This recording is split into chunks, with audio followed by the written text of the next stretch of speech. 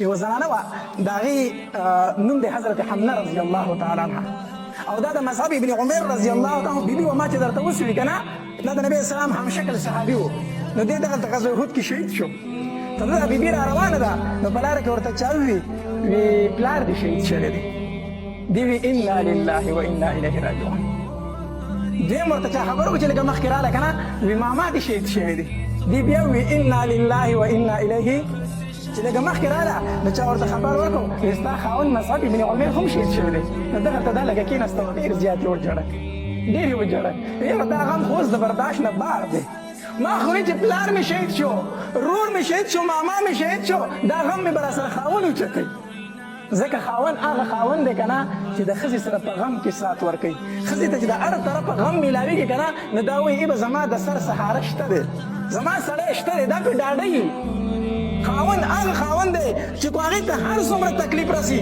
هغه چې دا خپل تکلیف دی خاوند ته بیان کړي د هغې تکلیف کې کمی راشي وایي زه زما یوه سهاره موجود ده نو دې ته وی ماما دې شهید شو دی وی انا لله وی پلار دې شهید شو وی انا لله خو چې اخر کې ورته وویل شو خاوند دې شهید شو دا کېناسته یاره دا غم خو اوس د برداشته بار دی چې خاوند مې لاړو نو زه به د خپل غم د چا سره شریکومه وایي ژړل خو بیا یې وی نبي علیه صلات وسلام خو ژوندی دی که نه وی او نبي علیه صلات وسلام ژوندی دی بیا وویل وی الحمدلله الحمدلله خیر دی دا ټول غمونه به ختم شو خو چې نبي علیه السلام ژوندی دی دې کې بله زنانه ده کلثوم بنت رافع رضی الله تعالی عنها دا په لار را روانه ده چا ورته ویلي خاوند دې شهید شوی دی دې وی الحمدلله الحمدلله بیا ورته وی پلار دې شهید شوی دی دې بیا وی الحمدلله وی زوی دې شهید شوی دی وی الحمدلله ثم الحمدلله خو دا راته ووایه چې نبي علیه السلام څنګه دی نو چا ورته وی نبي علیه الصلات وسلام ژوندی دی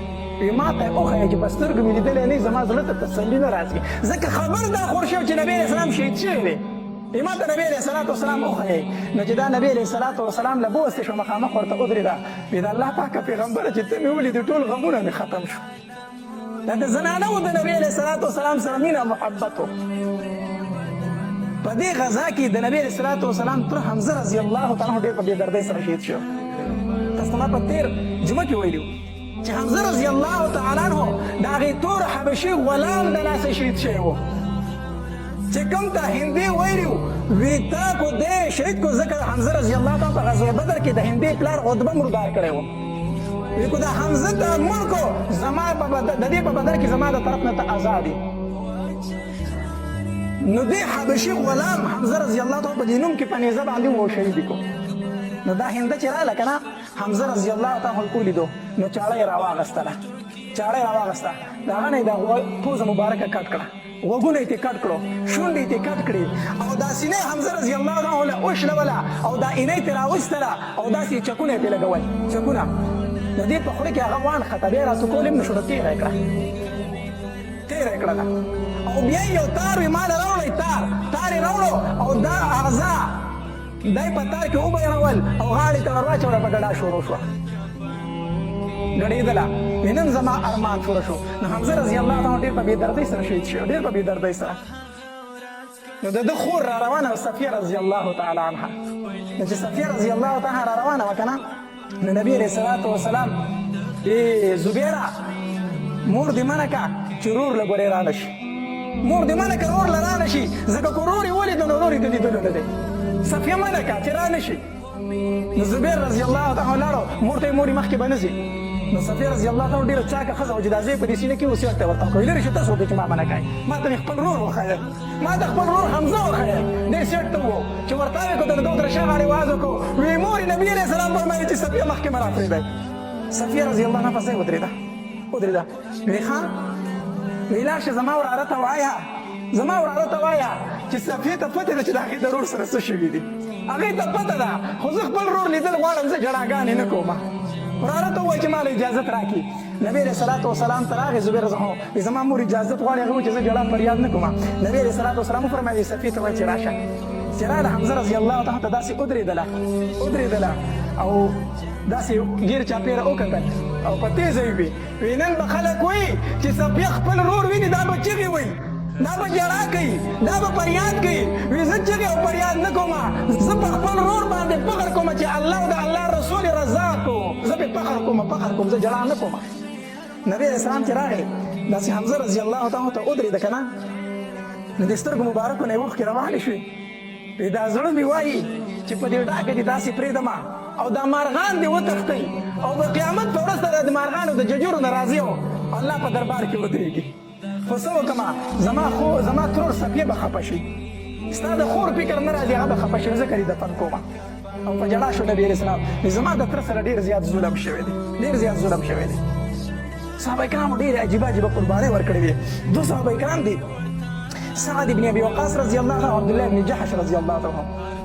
سعد بن ابي وقاص رضی الله عنه فرمایي وایي په دې غزوه احد کې د عبدالله بن جحش رضی الله عنه ما پسې راغی، ما ته وایي چې دې په اړه یو خبره کوو. موږ سیټ ته لاړو، د عبدالله بن جحش ما ته وایي چې ته دعا وکړه زه به پې امین واما او زه دعا کوم ته به پې امین وایې. ښه ما ورته وایي چې ټیک ده، شپه ده که نه سهار به جنګ کېږي. سعد بن ابي وقاص وایي ما دعا غوښتله، ما وایي چې الله چې سهار شي که نه په ما د یو مضبوط کافر سره مقابله راوله چې هغه په ما ګزار کوي زه په هغه ګزار کوم، هغه په ما ګزار کوي زه په هغه ګزار کوم، چې ښه ستړي شو دواړه که نه او زه ګزار وکړم هغه مردار کړم هغه سامان ترې واخلم او راشم. عبدالله بن جحش رضی الله عنه فرمایي چې آمین آمین. اوس عبدالله بن جحش رضی الله عنه فرمایي چې زه دعا کوم ته پې امین وایې. ما وایي چې ښه. عبدالله بن جحش وایي چې الله سر مې د یو مضبوط کافر سره مقابله راوله چې هغه په ما ګزار کوي او زه په هغه ګزار کوم، هغه په ما ګزار کوي او زه په هغه ګزار کوم، چې ښه سم جنګ وکړو او په آخر کې هغه په ما زورور شو، په ما ګزار وکړي زه شهید شم. امام وایي چې آمین. وایي چې سهار شو وایي زه ورغلم یو مضبوط کافر سره مقابله شروع شوه، زه ګزار کوم هغه ګزار کوي، زه ګزار کوم هغه ګزار کوي، ستړي شو په جنګ باندې. په آخر کې چې مې توره واچوله سر مې هغلته ورته وکړو، کافر مې مردار کو، هغه توره مې ترې واخېسته، نیزه مې ترې واخېسته، اسلحه مې تراس را روان یم. چې را روان یم ومې کتل عبدالله بن جحش هم د یو کافر سره ورلاندې وتې تورې چلېږي. په زړه کې مې وویل چې الله خو زما دعا قبوله کړه خو د عبدالله بن جحش دعا به هم قبولوي. ومې ورته کتل چې عبدالله بن جحش لاړې رانه شهید شي، ځکه چې تا هم دعا کړې ده. دې د کافر سره وړاندې وتې ګزارونه په یو بل کې کوي، اخر کې کافر چې توره وچوله عبدالله بن جحش شهید کو. صحابه کرامو داسې مینه وه د نبي اسلام او د شهادت سره یې دومره مینه ساتله، دومره محبت یې ساتو. بیا چې کله شهیدان جنگ ختم شو او داسې نبی علیه الصلاة والسلام وفرمایل اوس کوم باقي صحابه کرام چې اویا صحابه کرام شهیدان شوي دي، اویا صحابه کرام شهیدان شوي دي. خو ګوره خلک وایي غزوه احد کې مسلمانانو شکست مسته، مسلمانانو شکست نه دی مونته، شکست کافرو مونته دی، ځکه مال غنیمت چې څوک واخلي هغه شکست نه مونته، میدان چې څوک پرېږدي شکست هغه مونته دی، میدان کافرو پرېښی په آخر کې تښتېدلي. دومره خبره ده چې مړي زیات د مسلمانانو نه شوي دي، د کافرو نه مړي شوي 25 تنه د هغې نه مرداران شوي، خو اویا تنه شهیدان شوي د چا نه دي؟ د مسلمانانو نه. مړي د مسلمانانو نه زیات شوي. نو کوم صحابه کرام چې داسې ژوندي پاتې شوي نبي علیه الصلاة والسلام ورته وفرمایل یې قبرونه وکنئ. نو د احد هغه ځمکه خو به تاسو لیدلي څومره کلکه ده، هغه په خپل هم زخمیانو. نو نبي علیه السلام وفرمایل دوه دوه درې درې په یو ځای دفن کوئ، دوه دوه درې درې یو ځای دفن کوئ. دارنګې دا مصعب ابن عمر رضی الله تعالی او عبدالله بن جحش رضی الله تعالی ما درته دوی واقع بیان کړه کنه، او حضرت حمزه رضی الله تعالی دا درې واړه په یو قبر کې دفن شوي، دا په یو قبر کې دفن شوي درې واړه صحابه کرام. نبی علیه السلام فرمایل قبرونه کنه درې درې څلور پکې دفن کوئ. د الله پاک پیغمبر کفنونه نشته دی. مصعب ابن عمر رضی الله تعالی دا هغه صحابي و کنه چې د مکه مکرمه کې به یوه جوړه یو ځل واغوسته بله جوړه به بیا نه اغوسته، دومره د په ناز او په نخرو ژوند تېرو. د به هغه عطر استعمالول که نه چې په یو کوڅه به تېر شو دننه به ښځو ته پته لګېده چې بار په کوڅه باندې مصعب ابن عمر تېر شو، دی چې به په کومه لار تللی و هر چا ته به پته لګېده چې په دې لار مصعب ابن عمر تللی، ځکه د ده خوشبویانې به تلې لار وي، ده به داسې خوشبو لګوله. خو مکه مکرمه کې هر څه پرېښود او مدینې منورې ته هجرت وکړو، چې راغی بیا ورسره هېڅ نه هېڅ نه و. نو چې غزوه احد کې دی شهید شو که نه او د ده لاش راوړی شو، نبي علیه الصلاة والسلام ته مخې ته کېښودل شو، د نبي علیه السلام د سترګو مبارکو نه اوښکې روانې شوې. دا خو هغه مصعب ابن عمر نه ده چې یوه جوړه به یې دوباره نه استعمالوله، د الله پاک پیغمبر هغه مصعب ابن عمر دی. یو بس څه مسله ده ورته؟ د الله پاک پیغمبره کفن یې نشته دی، کفن یې نشته دی. نو په دې کې یو وړوکی غونته څادر راوړلی شو، نو چې هغه پرې خور شو، نو چې سر یې ولا پټو خپې ښکارېدې، چې خپې ولا پټولې نو سر یې ښکارېدو. نبي علیه الصلاة والسلام وفرمایل سر ولا پټ کړه، په دې خپو ولا واښه واچوئ. حمزه رضی الله تعالی عنه خور دوه کفنونه راوړو، دوه یې دوه څادرې راوړي. نو نبي علیه الصلاة والسلام وفرمایل، زما تره له په دوو څادرو کې کفن مه ورکوئ، ولې دا نور شهیدان چې دي، دا نور شهیدان چې دي. نبي علیه الصلاة والسلام وفرمایل چې زما تره له په دوو څادرو کې کفن مه ورکوئ، ولې دا نور شهیدان چې دي. یو دته کوي او یو نو د الله پاک پیغمبر دوه صادر دی، یو غټ دی یو وړوکی دی. نو صادر د چا دی؟ حمزه رضی الله تعالی عنہ خورې راوړي دي که نه. خو نبي اسلام کې دومره انصاف و، وایي خرڅنه یې واچوئ، خرڅنه یې واچوئ. نو چې خرڅنه یې واچوله په خرڅنې کې د حمزه رضی الله تعالی عنہ وړوکی صادر راوخته، هغه د بل شهید راوخته. نو چې وړوکی صادر په حمزه رضی الله تعالی عنہ خور شو، وایي د الله پاک پیغمبره څه وکړو چې سر یې پټو خپې ښکاره کېږي، چې خپې پټو سر ښکاره کېږي، څه وکړو؟ نبي علیه الصلاة وسلام وفرمایل وایي سر وله پټ کړه، په خپو وله واښه واچوئ. د نبی علیه السلام تره ته هم داسې کفن نصیب شوی دی. او بیا نبی علیه السلام وفرمایل وایي درې او څلور تنه په یو لحد کې ږدئ، وایي د الله پاک پیغمبره قبلې طرف ته کم ږدو؟ نبی علیه السلام وفرمایل وایي چاته چې زیاته حصه د قرآن یادوي هغه ړومبې قبلې طرف ته ږدئ. چاته چې د قرآن حصه زیاته یادوه تاسو ته پته ده هغه قبلې ته ړومبې ږدئ، بیا پسې بل دی، بیا پسې بل دی. لیکن د حافظ قرآن فضیلت دی. په دې طریقه باندې صحابه کرام دفن شو. غرض مې دا کو چې الله دې موږ ټول حج او عمرې له بوځو، ټول موږ غزوه احد ته هلته کې احد مقام ته هر مسلمان ځي. بیا هلته چې لاړ شي که نه د هغې شهیدانو د هغې مقبرې نه جنګله تاوده، جنګله تې تاوده. زه د ګیر چاپېره 2 ځله ګرځېدلی یم. دلته کې د نبي علیه الصلاة وسلام چې غونډکۍ ته وختم که نه، په غونډکۍ ودرېدم داسې، او چې ومې کتل د مسجد نبوي نارې ښکارېدې مخامخ و. دا خو د عایشې بیبي کور دی که نه. نو چې دلته به مسلمانانو دا قیامت راغلی وي، دلته به د مسلمانانو په بیبیانو څه تېرېدل، څه تېرېدل. بهرحال دغلته کې دا مسلمانان ډېر په بېدردۍ سره شهیدان شو. غرض مې دا کو، مقصد مې دا دی چې دا اسلام موږ ته په مفتو کې نه دی راغلی. دې دپاره چا خپل پلار قربان کړی دی. جابر رضی الله تعالی نبی علیه السلام په مدینه منوره کې په کوڅه کې ولیدو. نو جابر رضی الله تعالی ډېر داسې خیرن میرن روان دی، غمزده غمزده به ګرځېدو. نبی علیه الصلاة وسلام ورته وفرمیل جابر څه وجه ده؟ ډېرو ورځو نه داسې پریشانه نه ځان تیاروي، څه وجه ده؟ هغه ورته د الله پاکه پیغمبره په غزوه احد کې مې پلار شهید شو. یو خو هغه غم دی، بل د کور ټوله ذمهواري مې په دې اوږو راغلې ده، ټوله ذمهواري مې په دې اوږو راغلې. یو بل ته مې د پلار غم خفه کوي، بل بل ته د کور ذمهوارۍ دي. نبي علیه الصلاة وسلام ورته وفرمایلو وی جابره ته ولې خفه کېږي؟ ستا پلار عبدالله چې کوم دی که نه هغه خو د الله سره براح راست خبرې وکړې، براح راست د الله سره هېڅ چا خبرې نه دي کړي. ستا پلار سره براح راست خبرې وکړي. نو الله دې نه تپوس وکړو عبدالله څه دې په ارمان دی؟ ستا پلار عبدالله ورته وویل چې الله په زړه مې ارمان دا دی چې یو ځل مې ژوندی کړه چې دوباره بیا شهید شمه، ژوندی مې کړه چې غذا وکړم چې بیا شهید شم.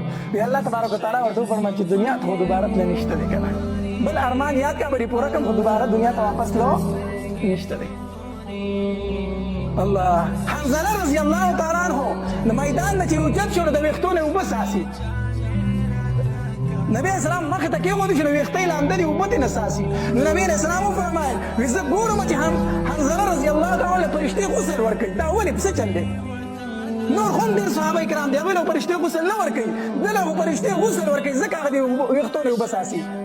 کور کې له د بیبي نه تپوس وکړو وی حنظله ستا نه څنګه تللی و؟ نو بیبي وی دا زموږ د واده ړومبۍ شپه وه، دا زموږ د واده ړومبۍ شپه وه. دی ما سره په کمره کې و، موږ خپل تعلق قایم کړو د ښځې د خاوند چې کوم تعلق وي. د ده د غوږونو دا اواز راغی چې د نبي علیه السلام ملګري جهاد له لاړو. وی ده د کمرې نه منډې کړې وتی دی، په حالت د جنابت کې تللی و، لامبل هم نو دغه شانتې وتی دی. نبي علیه السلام وفرمایل ځکه ولې فرشتې غسل ورکوي که نه. د دې وجې نه هغه ته غسیل الملایکه ویلی شي، غسیل الملائکه فرشتو ورته غسل ورکړی دی. چا دې ته نه دي کتلي چې زما د واده ړومبه شپه ده، چا دې ته نه دي کتلي چې زما نه بچي یتیمانان پاتې کېږي، چا دې ته نه دي کتلي زما پلار شهید شوی، زما ورور شهید شو، زما ماما شهید شو. صرف تپوس څه کوي زما پیغمبر څنګه دی؟ دې پیغمبر دپاره داسې قربانۍ ورکړې شوې دي. نن امت قرباني ورکولی شي؟